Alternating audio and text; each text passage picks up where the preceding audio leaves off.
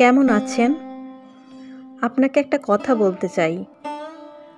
আসলে খুব ঘুরিয়ে পেঁচিয়ে আমি কথা বলতে পারি না। সরাসরি বলছি। আমার বন্ধু হবেন?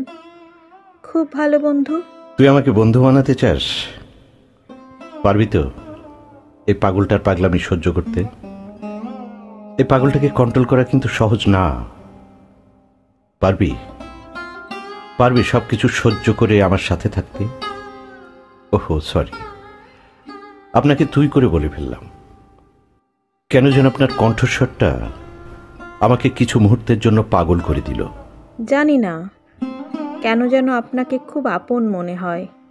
মনে হয় আপনি আমার অনেক কাছের কেউ। আরে চিত্রা, কেমন আছো চিত্রা?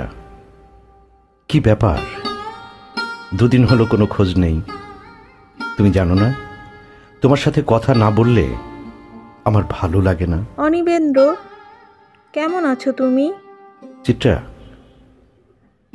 আমি জানি না কেন যে তোমাকে এত ভালো লাগে আমার।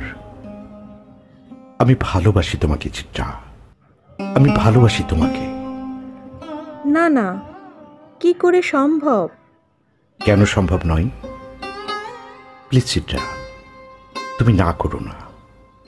তোমাকে ছাড়া আমি অসহায়, তোমাকে ছাড়া আমার সবকিছু শূন্য। অনিবেন্দ্র, আমিও তোমাকে ভালোবেসে ফেলেছি।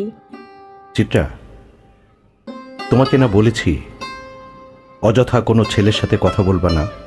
তোমাকে না বলেছি কাউকে লাভ জ্যাক দিবা না? তোমার মোবাইল এঙ্গেজ কেন? তুমি এত সময় ফোন ধরনি কেন চিত্রা? কার সাথে কথা বলছো? যার সাথে কালকে তোমাকে দেখলাম সে কে? অনিবেন্দ্র, তুমি যাকে দেখেছ সে আমার ছোটবেলার বন্ধু। সারাক্ষণ এমন করলে কিভাবে চলবে? চিত্রা, তুমি এখন কেন ফোন দিয়েছ? আমি এখন খুব ব্যস্ত, প্লিজ ফোন রাখো, বলছি রাখো। অনিবেন্দ্র, তুমি এমন কেন? কেন এত রাগ তোমার? আচ্ছা, রাখলাম। চিত্রা, আজকে ওই ছেলেটা তোমার ছবিতে কেন লাভ জ্যাক দিল? কেন আমাকে বলতে হবে? আমি বলেছি কারোর সাথে কথা বলতে পারবা না, কারোর সাথে না। তুমি শুধু আমার, তুমি শুধু আমার। আমি ছাড়া তোমার জীবনে কেউ থাকতে পারবে না।